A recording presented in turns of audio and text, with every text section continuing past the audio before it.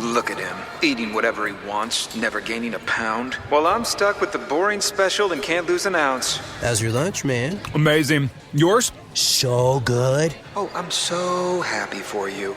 Cool, buddy. Weight loss isn't fair, but Mochi Health is. The affordable GLP-1 source that can fix your frustration with food. So, same time next week? No! Definitely. And your friends. Learn more at joinmochi.com. Mochi members have access to licensed physicians and nutritionists. Results may vary. That's the sound of a big deal. At Wayfair, that sound happens a lot. Dream sofa for half the price? Big deal. New dining table you've been eyeing for months? Big deal. Finally picking up those last few pieces and finishing that bedroom? Now that's a really big deal. Whatever your home needs, Wayfair has the selection, the savings, and over millions of 5-star reviews to back it up. Shop wayfair.com today before someone else snags your big deal. Wayfair, every style, every home. To catch an escaped convict, an FBI agent goes undercover as an overweight grandma. Join us as we chat about canceling streaming services, removing warts with duct tape, and Terrence Howard style men. Then we see if Big Momma's house stands the test of time.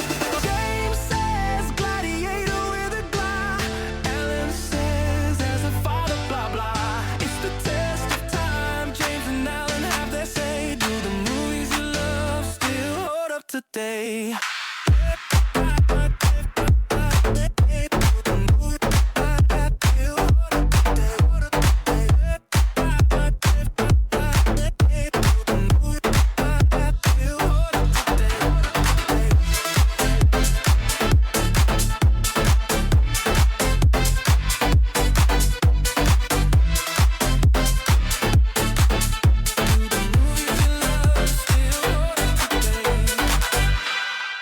Hello everyone, and welcome to another episode of The Test of Time. I'm Big Mama James, and joining me as always is Big Mama Al. How you doing? I'm great. So we're both big mamas? We're both big mamas. Okay. But anyway, I saw this movie on Hulu, and I saw that it was actually on Netflix as well. How did you watch Big Mama's House?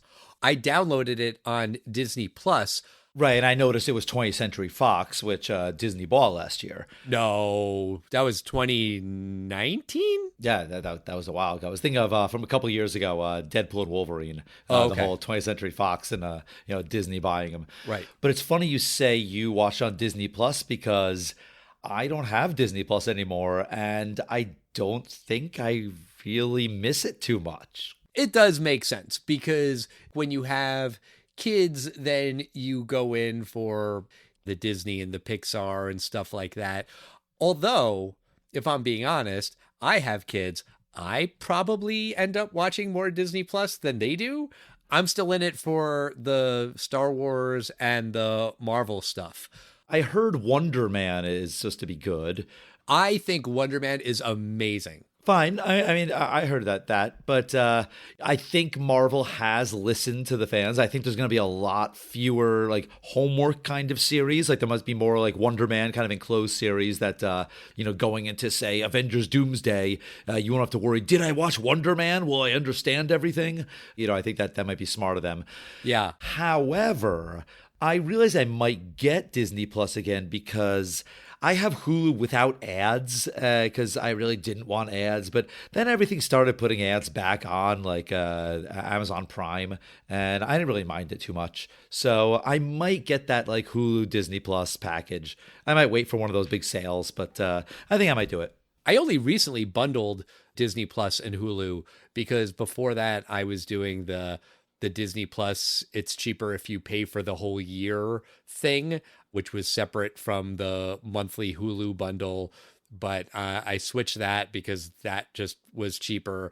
And there is a Disney Plus, Hulu, HBO Max bundle that I'm probably going to get next month. I think that's even cheaper, even though they're separate companies. Yeah, I got rid of HBO Max as well. I didn't know there's a bundle, but I'm wondering if I'll hold out for the Black Friday thing. Wait, you canceled HBO Max too? Yeah, I don't have HBO Max anymore. Wait, so what do you have? I mostly watch YouTube. I also like to watch Amazon Prime. Okay. Carly has Netflix, so we'll watch that sometimes. And I also have Paramount Plus, so that's something I'll watch from time to time. It's really enough. I mean, HBO Max, I might get that more because Carly loves Friends. She likes to watch that and background sitcoms that people like to put in the backgrounds. What about you? What do you like to kick back and put on if you're gonna have something on TV, or even doing something in the background? I'll just throw something on. What are you throwing the TV on first? I don't put TV on in the background. I know a lot of people do. That's never been my style. If the TV's on, I want to sit and watch and pay attention. Fine, not backgrounds, but what about like what is your first default app that you're gonna turn on? I'll turn on YouTube first. I don't even know that I have a default app. It's always pretty intentional of I am going to watch this show and therefore I need to turn on this app. I feel like we've been watching a lot of Apple Plus recently because we watched Pluribus. We were kind of late to the Pluribus party, and now there's a new season of Shrinking. So I feel like when Courtney and I are sitting down, it's a lot of Apple TV Plus lately. But yeah, so let's get into Big Momma's House. So for anyone who hasn't seen it, this movie's about FBI agent Malcolm Turner, played by Martin Lawrence. When bank robber and murderer Lester Vesco escapes from prison, Turner and his partner John Maxwell think that Vesco will try to track down his ex-girlfriend and suspected accomplice Sherry Pierce. So Malcolm goes undercover as Sherry's overweight Southern grandma, known as Big Momma. When Sherry and her son Trent move in with Big Momma, Malcolm must maintain his elaborate disguise while searching for the stolen money that Sherry is supposed to have. When he's not in the Big Momma costume, Malcolm also poses as a local handyman to get even closer to Sherry as he develops feelings for her. When Vesco comes looking for Sherry, Malcolm saves the day, though his ruse is discovered in the process. Sherry is mad at first, but she ultimately forgives Malcolm for his deception. So when this movie came out in 2000, how did it do at the box office, James? This was a movie that was made for $30 million. It was released on June 2nd, 2000. And with this $30 million budget, it almost made it all back on its first weekend. It opened at number 2 with $25.5 million behind Mission Impossible 2. It was a huge hit with a huge multiplier. People seem to really like this film. It earned $117 million domestically and $173 million worldwide. It wound up spawning a franchise. The second film wound up making almost as much worldwide, $141 million worldwide, but only made $73 million domestically. And the third film made $44 million domestically, $82 million worldwide, thus ending the franchise. For now. Right. I mean, it absolutely is the kind of thing that very well could be rebooted. 100%. I'm kind of surprised that it hasn't been. Right. Especially direct to streaming. Big Grandma's House. Like, it could be a million things. I mean, Martin Lawrence has already returned to the Bad Boys franchise. Why not do another Big Momma's House? This film, it's a simple concept. I think you know exactly what you're getting in this film. I think audiences got what they were hoping to get when they went to this film. It's Martin Lawrence basically in drag and a fat suit, and comedy ensues. It's got a romantic subplot, little action, and there you go, on its way to box office success. I was thinking of this movie as a cross between Kindergarten Cop and Mrs. Doubtfire. Because, you know, you have a guy in drag assuming a different identity, but there's also a crime and he's undercover and he has to figure stuff out. So that was kind of the headspace that I had when I watched it for the first time the other day. I had not seen the movie before. But let's talk about the construct of this FBI agent going undercover thing. I do realize that the answer to all of the things I'm about to say is, shut up, Alan, you're not supposed to think about it. But I'm going to say it anyway. This doesn't make any goddamn sense. I mean, I get why this could be a lead to investigate. They're looking for this guy, and he's got this ex-girlfriend who is an alleged accomplice, and she's got this long-lost grandma, so we'll surveil the grandma. Okay, sure. Would they send 2 agents down to this remote Georgia village to wait for her to maybe show up? That seems unlikely. Maybe they would get a wiretap and then see if she calls, which she does. But then when they do send the agents, maybe they can get a wiretap. Maybe they can get into her house. It seems like they just kind of make the decision on their own that Malcolm's going to impersonate Big Momma and go undercover as this real person. I feel like that would need to be approved by a boss or a director or someone. First of all, I do think that the FBI may have extended the resources to catch this particular criminal because this is a criminal with money that can be recovered and Right. a significant amount of money that can be recovered. Fair. So I think they would allocate 2 agents. That was their only lead. And once Big Mama said she's leaving town, she calls the answering machine and she's like, oh, I guess you're not in town. So, I hope to see you again sometime. And they're going to lose her. So they have to pick up the phone right there. Yeah, but wouldn't they still need some kind of authorization? Al, I think the way bigger thing that you need to suspend belief is that Martin Lawrence is Big Mama in drag. Like, that's the thing you have to suspend belief, that everyone, even her best friends, those 4 women in the beginning of the film that walk around with a real Big Mama, Right. they don't see anything. Like, the voice is exactly the same, but it isn't really. So I think that's the thing that you have to suspend belief in this film more than, is this the perfect reason for the FBI to impersonate this lady? I think that's a totally valid point. There are certain elements of it that maybe you could rationalize, like her best friends. Okay, they're elderly ladies. Maybe their eyes aren't so good. I mean, that's a stretch. Sherry, they were estranged. She hasn't seen her grandma in many years. Maybe she looks close enough. But also, the real Big Mama is clearly a pillar of this community. Right. Everybody knows her. Everybody likes her. She's a midwife. So Right. the woman who she delivers a baby for, presumably there have been regular appointments throughout this pregnancy. So yeah, it does seem weird that nobody recognizes that this is not the real Big Mama. They look different. They do not look the same. And honestly, when the movie started and there was another Big Mama, I was a little confused. I was like, oh, I would have guessed that the real Big Mama was played by Martin Lawrence in drag, but maybe there's a mole or something that they would have to cover up. And that would be kind of like the joke, that there's a coincidence that this woman's grandma happens to look like him. But they're older women who are large and wear red dresses, but they don't look the same. It's that kind of movie. And I think you have to know what you're getting into. This kind of film, yeah, that kind of realism isn't there.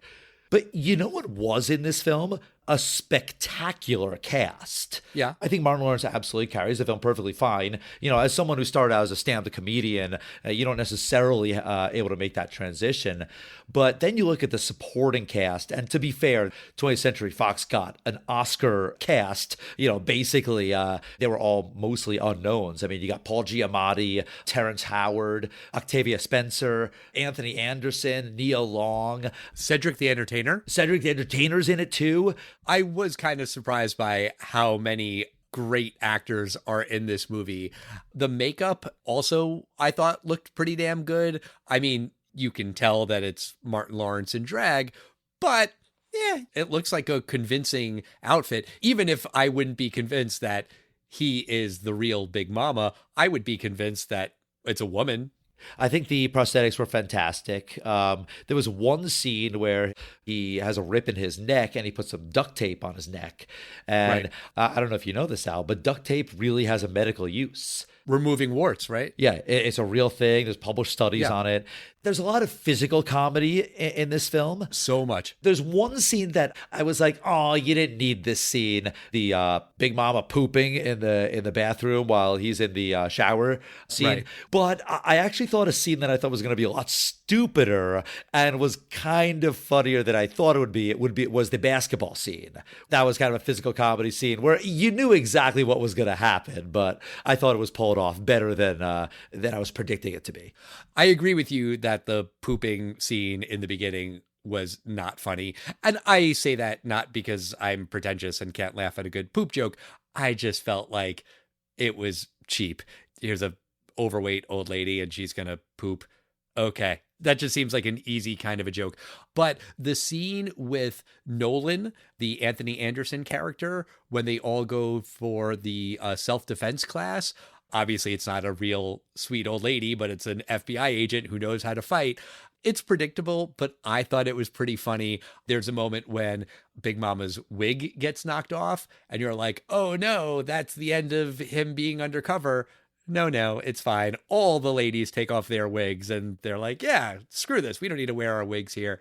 One thing that annoyed me about that scene was that it was right after another scene where Malcolm is fighting Trent and they're doing karate moves against each other, like in front of the house.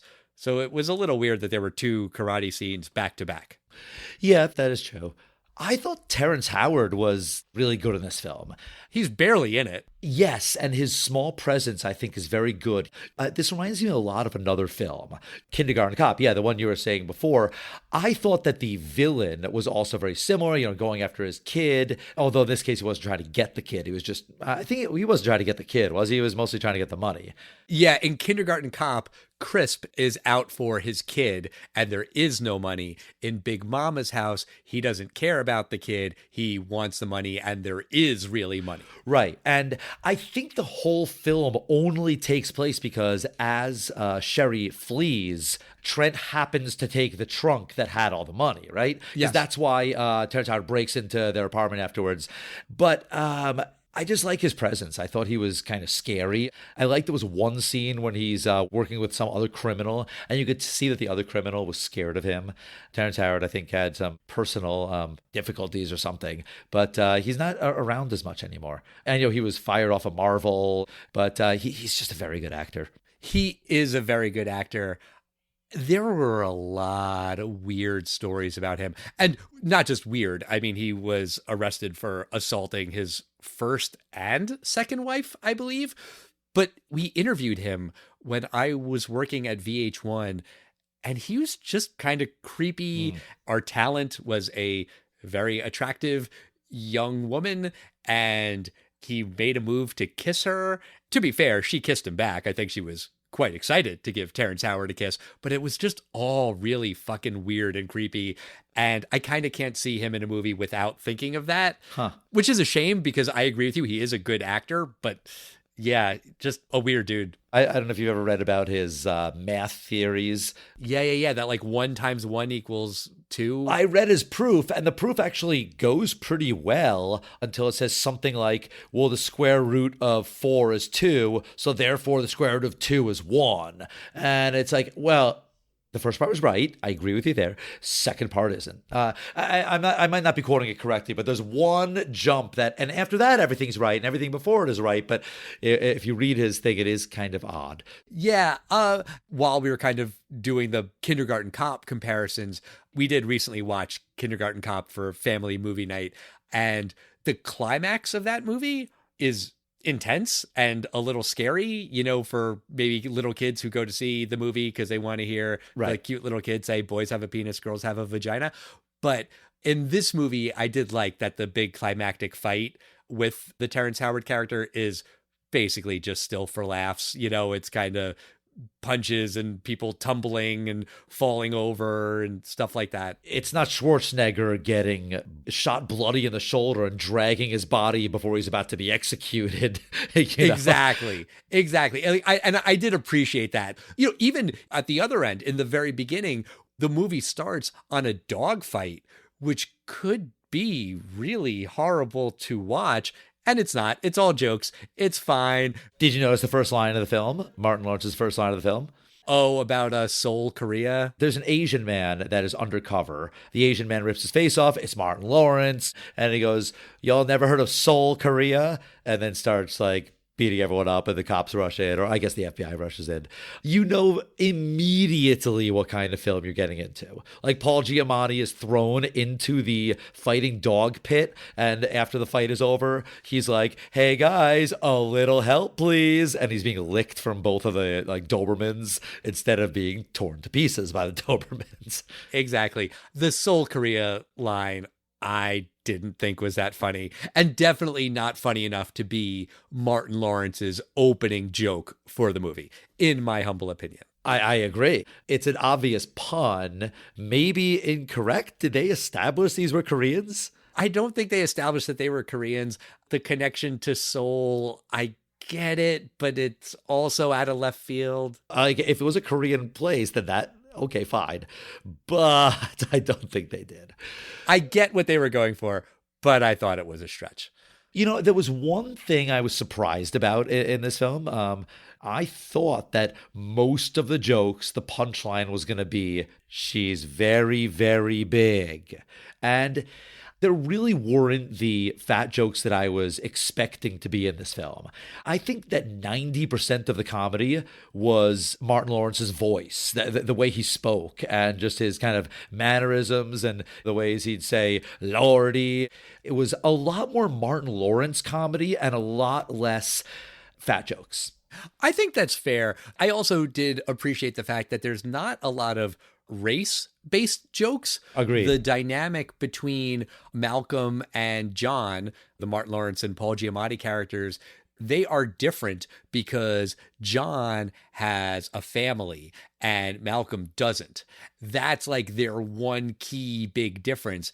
It has nothing to do with the fact that one's black and one's white. There are a couple little jokes here and there, like the soul thing, and a couple others where, yeah, they're kind of making a joke based on the fact that these characters are black, but it's not obnoxious. It's not just all of the humor. I would push back on you on the 90% of the comedy is the voice thing, just because there is so much of the physicality of it. But I would agree that a lot of it is just Martin Lawrence's performance. It's the way he is playing the role and not just kind of pointing at this lady is fat, this guy is black, and that guy's white, kind of the more easy jokes. Yeah, I'll agree with you there. I mean, like, for example, had he not died, I think you could tweak this film, and Chris Farley plays this role, and, you know, he has his own, like, that old lady character on Saturday Night Live. He could kind of tweak it. I don't think that necessarily a funny actor like, say, Vince Vaughn or Owen Wilson in 2000 could have pulled off this film with this script. I don't know how much he ad-libbed, but there was definitely Martin Lawrence personality put into this character. Yes. This is kind of a random observation, but it did bother me a little bit that Malcolm as Big Momma got very lucky a couple of times when he first sees Sherry and he says something about her ass, and then he covers it by saying, oh, I was saying asthma. Remember, you had asthma when you were a kid. And then she just goes along with it. So you assume that she did, in fact, have asthma and he was right, which seems like a lucky guess. And then when Ben, the affectionate man, comes over to the house, at first I thought that that guy was her boyfriend, someone who they had a pre-existing relationship. He kind of guesses that, hey, if you're hitting on me and you want to go out with me, then you can't do it this way. And that was also apparently a correct guess, that they hadn't already been dating. It just felt like he was getting lucky with these random guesses. Well, I think every single lucky save was for the sake of a joke. Yeah. There's a scene where Sherry is, she's scared one night, so she sleeps in Big Mama's house and she wants to be kind of spooned by her. So she's like, what is that? And she, humps her butt back into his groin. Luckily, he has this enormous Maglite flashlight right there. Oh, it's just the flashlight. You do see him stuff a pillow down to his groin. Yes. And then spoon her again. But then she's like, Big Mama, do you have another flashlight there? And then he turns to the camera. It's funny, and you know what it is, but what's the answer? You can't just cut to the next morning. She has a kid, so presumably she knows what an erection is. And right. There is no answer to that. No. I did laugh at the flashlight gag. I'll be honest. I thought that was funny. Also, Big Mama kisses Sherry on the mouth in character, and she doesn't seem all that angry about it. She's kind of like, Big Mama, what are you doing? Oh, Big Mama. You could write off some of these things as maybe she's senile, or maybe people think that she's senile, but no, she seems to be very much on the ball and everyone expects a lot from her. So there are just those moments where the internal logic is, shut up, it's a movie. And I think that's sometimes the point of this. Sometimes even in Shakespeare time, sometimes you're going to watch Julius Caesar, fine, and sometimes you're going to watch A Midsummer Night's Dream about fairies in the forest causing love triangles. Shut up and watch the play. Right. You don't need to know the logic of what Puck is doing in Midsummer Night's Dream. Like, just, watch it. And I think that's what the audience is getting, and I think maybe the director was smart to have that soul joke as the first line. Funny or not, that's the kind of film you're getting. Right. But Alan, it's the first time you've seen this film. Do you think it stands the test of time? I don't think this is a wonderful movie. I didn't find it that funny, but also I thought it was going to be a lot worse. I thought it was going to be a lot less funny. I thought it was going to be more offensive.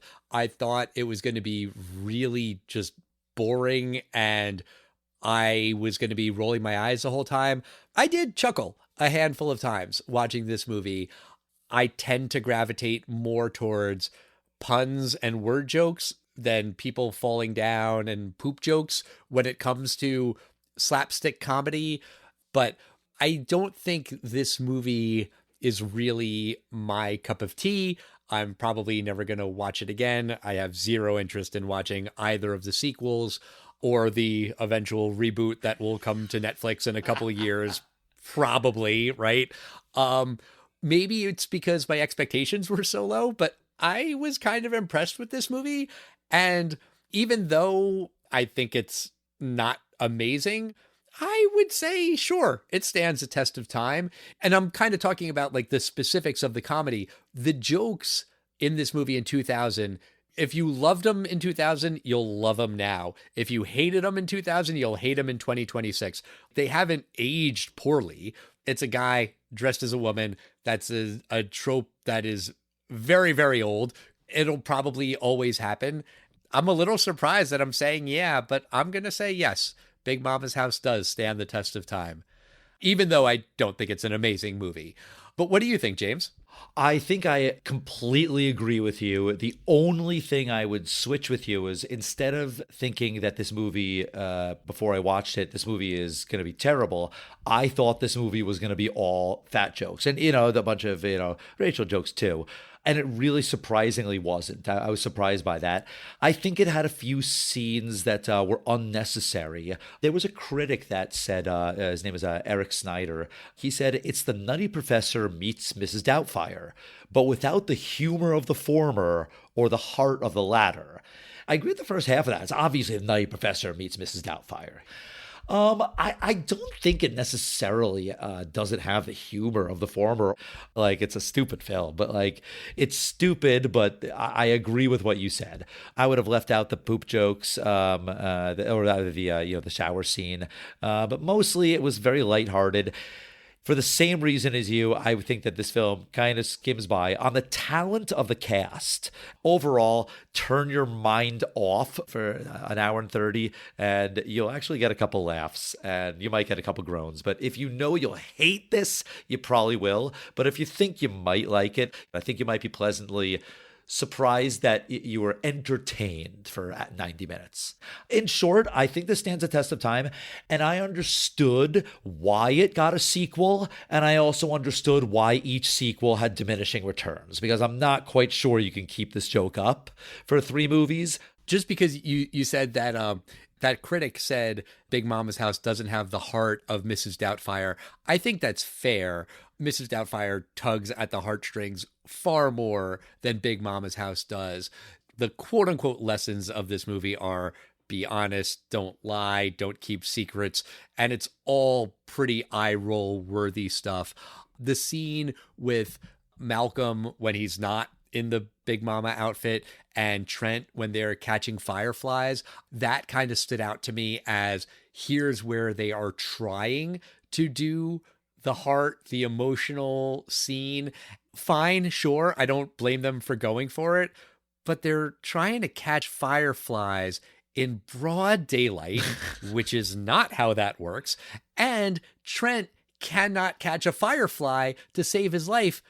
they're literally the easiest thing to do. If you hold out your hand, they will land in it. Right. And then you can, just like shove them in a jar or whatever. The heart, it's good enough. I think good enough is a great way to put it.